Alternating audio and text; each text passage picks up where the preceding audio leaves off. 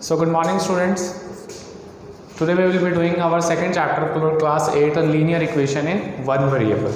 तो first of all हम सब कुछ बेसिक टर्मिनोलॉजीज करेंगे इस चैप्टर से रिलेटेड जो आपको फर्दर हेल्प करेगी। तो उन टर्मिनोलॉजीज में से आता है एक तो कांस्टेंट टर्म्स, वेरिएबल्स,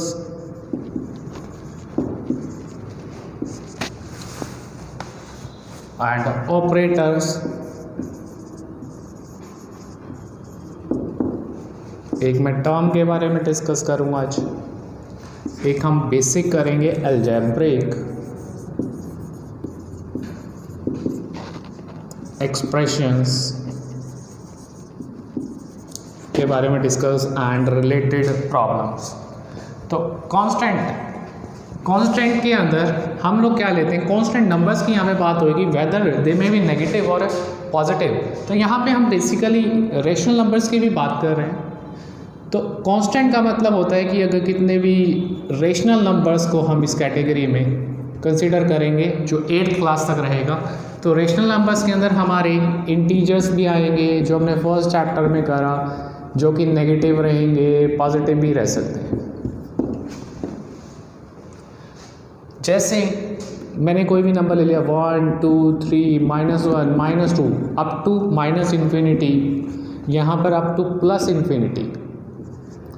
तो ये सब जो कैटेगरीज आएंगी इनसे रिलेटेड हम बात करते हैं, और जहाँ भी ये चीज़ें यूज़ होंगी उनको हम बोलेंगे कि ये कॉन्स्टेंट्स हैं। सेकंड आता है बेटा हमारे पास जो आता है वेरिएबल्स। तो वेरिएबल्स की अगर मैं बात करूँ तो ये मैंने यहाँ पर शॉर्ट में लिख दिया इन्फिनिटी तक। वेरिएबल्स का मतलब होता है जो चीज़ की वैल्यू चेंज हो सकती है। तो इस कैटेगरी में फॉल करते हैं हमारे अल्फ़ाबेट्स। क्या फॉल करते हैं? अल्फ़ाबेट्स, यानी कि A B C and so on up to Z we will be talking variables. Operators के अंदर होता है हमारा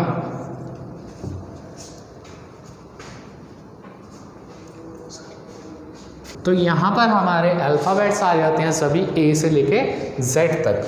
तो ऑपरेटर्स जो होते हैं, ऑपरेटर्स के अंदर हमारे साइंस आ जाते हैं जिसके अंदर हम प्लस और माइनस साइन की बात करते हैं। तो इन ऊपर वाली तीनों चीज़ों यानी कि कांस्टेंट, वेरिएबल और ऑपरेटर्स को मिक्स करके हम लोग कंबाइन करके एक टर्म बनाते हैं। बेसिकली जो हमारी टर्म होती है that is a combination of constants, variables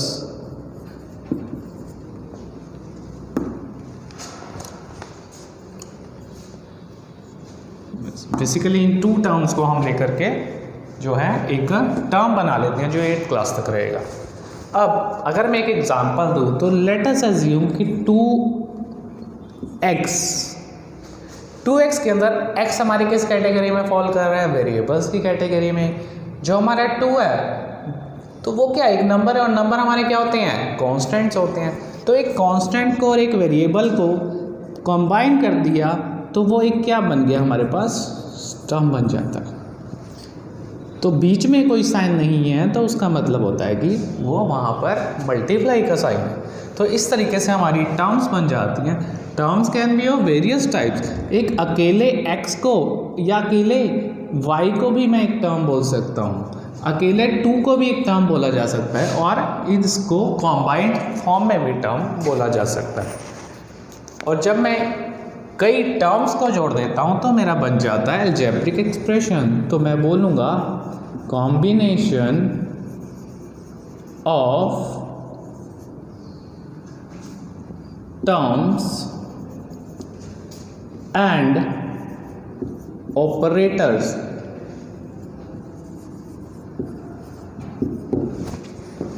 तो अलजेब्रिक एक्सप्रेशंस क्या होता है? Combination of terms and operators. For example जो मैंने ये टर्म ली थी, मान लो 2x प्लस में मैंने यहाँ पर जो 2 लिया था, अगर मैं वो 2 ऐड कर देता हूँ तो ये हमारी क्या बन गई?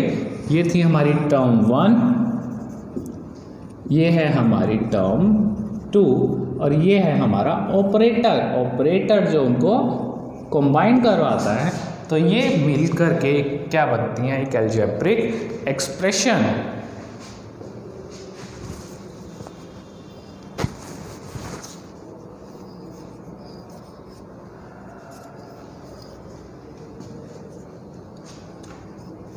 ये कुछ बेसिक टर्म्स हैं जो हमारी हर क्वेश्चन के अंदर यूज़ होने वाली हैं। तो अब बात आती है, जो हमारे चैप्टर का नाम है इक्वेशन। इक्वेशन का मतलब होता है कि जहाँ पर हमारा इक्वल टू का साइन लग जाता है।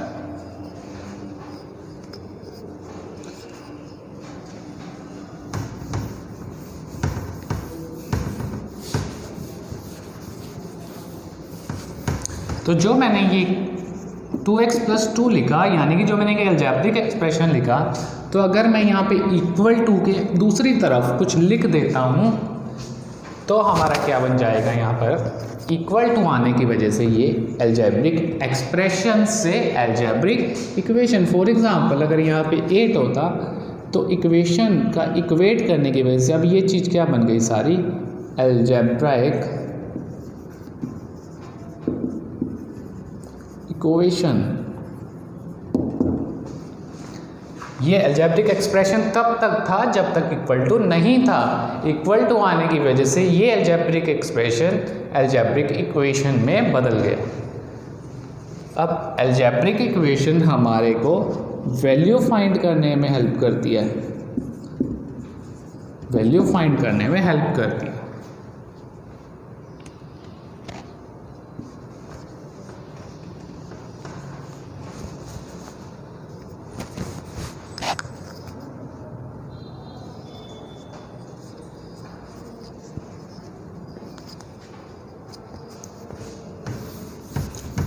तो अब सपोज करिए यहाँ पर हमारे को x की वैल्यू को फाइंड आउट करना है। तो हमारे को x की वैल्यू को फाइंड आउट करने के लिए क्या करना पड़ेगा, जो सिर्फ x वाली टर्म है उसको लेफ्ट साइड में ही रहने देंगे, बाकी सभी चीज़ों को हम दूसरी साइड पे मूव कर देंगे। फॉर एग्जांपल यहाँ पर इक्वल टू से लेफ्ट वाले, आपका जो लेफ्ट हैंड वाली साइड है उसको हम लेफ्ट हैंड साइड बोलते हैं, और जो इक्वल टू के दूसरी तरफ है यानी कि राइट में है उसको हम राइट हैंड साइड बोलते हैं।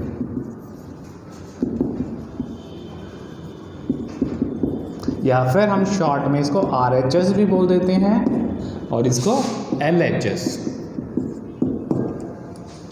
अब जो चीज़ हमारे LHS में है, लेफ्ट साइड में जो है टर्म, उसको हम राइट में शिफ्ट कर देंगे। क्या कर देंगे, राइट साइड में शिफ्ट कर देंगे, बट जिसके साथ में ये x जुड़ा हुआ है उसको हम नहीं टच करेंगे। फॉर एग्जांपल कि 2 को हम इस तरफ ले जाएंगे और यहाँ से जो चीज़ जब राइट में जाएगी तो उसका जो साइन होगा ये वो चेंज हो जाएगा। यहाँ +2 है, वहाँ जाकर -2 हो जाएगा। इस प्रोसेस को हम कहते हैं ट्रांसपोज। तो 2x इस साइड में इक्वल टू लगा करके 8 था, तो जब 2 वहाँ पर गया तो पहले प्लस का था और उधर साइड चेंज करने की वजह से उसका साइन प्लस ना रहकर माइनस रह गया। सो अब हम इसे सॉल्व करेंगे। 8 - 2 दैट इज 6। अब यहाँ पर अगर कोई भी बीच में साइन नहीं है तो उसका मतलब है ये 2 × x की फॉर्म में था, और मल्टीप्लाई वाला जब उस साइड में जाएगा वो डिवाइड में जाएगा, और जब प्लस माइनस वाला उस प्लस वाला यहाँ होगा उधर माइनस में जाएगा। तो यहाँ से क्या होगा, x = 6 / 2 हो जाएगा, क्योंकि वो इस साइड में मल्टीप्लाई के अंदर था। तो 2 × 3 = 6, तो हमारा x का वैल्यू कितना आ गया, 3। तो इस तरीके से हम इक्वेशन का इक्वल टू यूज़ करके हम क्या करते हैं, वैल्यूज़ को फाइंड आउट करते हैं।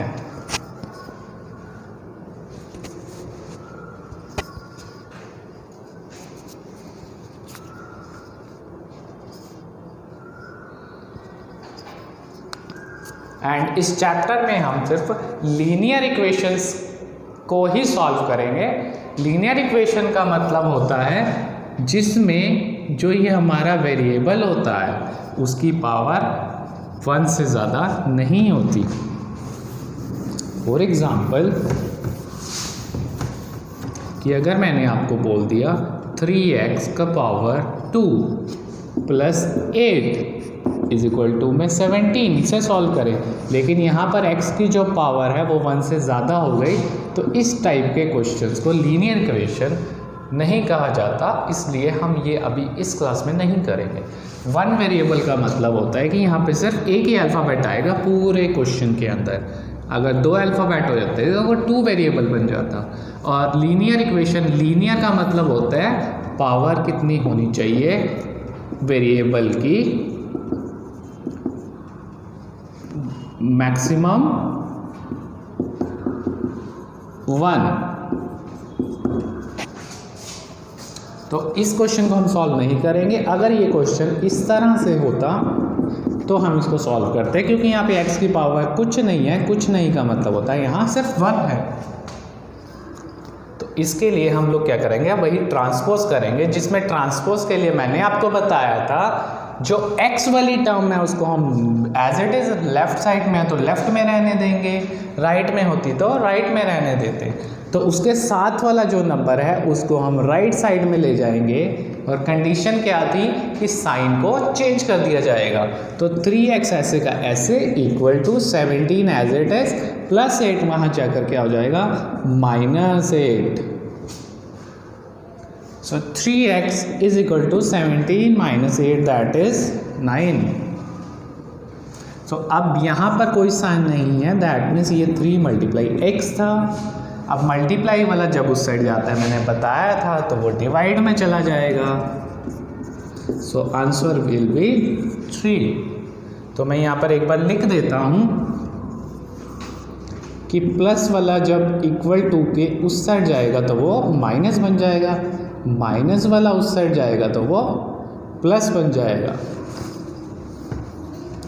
मल्टीप्लाई वाला उस साइड जाएगा तो वो डिवाइड में आ जाएगा, और जो डिवाइड वाला यहाँ होगा तो वो प्लस मल्टीप्लाई में कन्वर्ट हो जाएगा उधर जाकर। तो ये आपको टेबल बनाना है सो दैट कि यू कैन लर्न।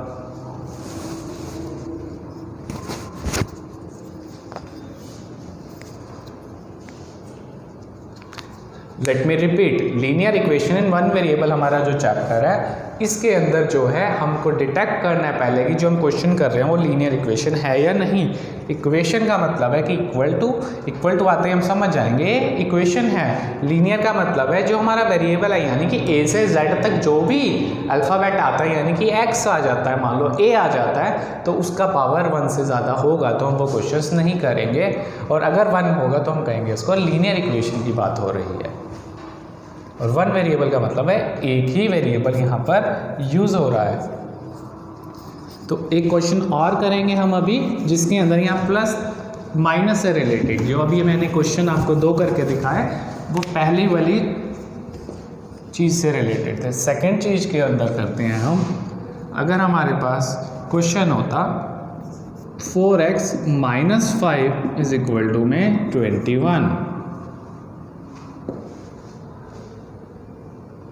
मैंने बोला था x वाली टर्म को यहीं रहने देंगे, ये एज इट इज़ रहेगा, इक्वल टू का इक्वल टू आ जाएगा, 21 ऐसे कैसे, और माइनस वाला जब राइट में जाएगा क्या होएगा चेक करते हैं। माइनस वाला जब ये एरो उधर जा रहा है तो वो प्लस में हो रहा है, तो माइनस वाला वहाँ जाएगा तो +5, तो 4x इज इक्वल टू 26। तो अब मल्टीप्लाई, बीच में कोई साइन नहीं है तो मतलब वो मल्टीप्लाई में है, that is for multiply x। Multiply वाला उस साइड में जाता है तो क्या हो जाता है डिवाइड में, तो यहाँ क्या होगा x इज इक्वल टू में 26, 4 आ जाएगा डिवाइड में। सो ये आपका आंसर हो गया।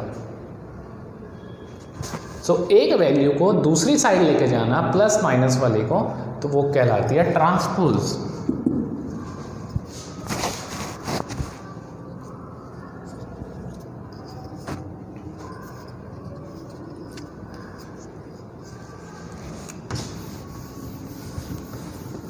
अब कई बार सिचुएशन ऐसी हो सकती है हमारे पास कि हमारे पास जो नंबर है इस साइड हो 2x - 8। अब देखिए जो वेरिएबल वाली टर्म है वो हमारी लेफ़्ट साइड में नहीं है, वो हमारी राइट साइड में है। तो उससे कोई फ़र्क नहीं पड़ता, हम बेसिक्स पे रहेंगे, हम वेरिएबल वाली टर्म को छेड़ेंगे नहीं, टच नहीं करेंगे, दूसरी टर्म को हम दूसरी साइड ले जाएंगे जहाँ पे नंबर रिलेटेड है। तो अगर इस साइड माइनस है तो हम उस साइड ले जाएंगे। और मैंने आपको बताया था कि ये उधर जाएगा तो साइन इसका चेंज हो जाएगा, तो 17 प्लस 8 हो जाएगा इज इक्वल टू 2x। तो 17 plus 8 25 is equal to 2 multiply x। अब 2 डिवीजन में आ जाएगा। ये आ गया अब आपका आंसर।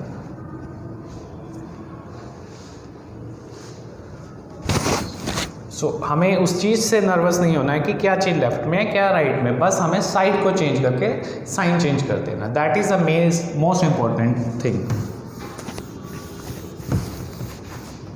अब डिवीजन से रिलेटेड अगर मैं क्वेश्चन की बात करूं, सपोज हमारे को इस तरीके का क्वेश्चन दिया हुआ है। अब देखिए यहाँ पर ना कोई प्लस का साइन है, ना यहाँ पे कोई ना ही माइनस का साइन है, तो बीच में कोई साइन नहीं है, तो हम इसको क्या कर सकते हैं। अब मैंने आपको एक चीज़ और बताई थी कि ये चीज़ जो डिवाइड वाली है उधर जाके मल्टीप्लाई में हो जाएगी कन्वर्ट, यानी कि मैंने कहा था इस टर्म को टच नहीं करना है, जो वेरिएबल है उसको उस टर्म को ऐसे ही रहने दो, जो डिवाइड वाली है उधर जाके क्या हो जाती है मल्टीप्लाई। मैंने बताया आपको डिवाइड वाली क्या हो जाती है मल्टीप्लाई। तो 6 मल्टीप्लाई 8 नीचे से ऊपर चली जाएगी, ये क्रॉस मल्टीप्लाई होगा, cross 6 multiply 8। So 3x is equal to 6 4 48। तो अब यहाँ पे फिर से कोई साइन नहीं है तो हम ऐसे लिख देंगे इसको मल्टीप्लाई में, और ये अब मल्टीप्लाई में है तो उस साइड जाएगा डिवाइड, अगर डिवाइड था तो मल्टीप्लाई। अब मैंने बताया क्रॉस में होगा, क्रॉस में मतलब ये 3 अब ऊपर ना रह के नीचे आ जाएगा, तो x का वैल्यू आ गया हमारा 16। सो स्टूडेंट्स ये कुछ बेसिक क्वेश्चंस हैं linear equation in one variable से related.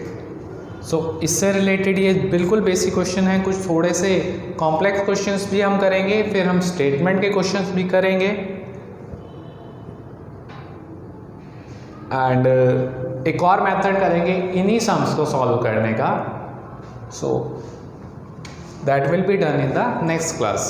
So that's it for today. Thank you students.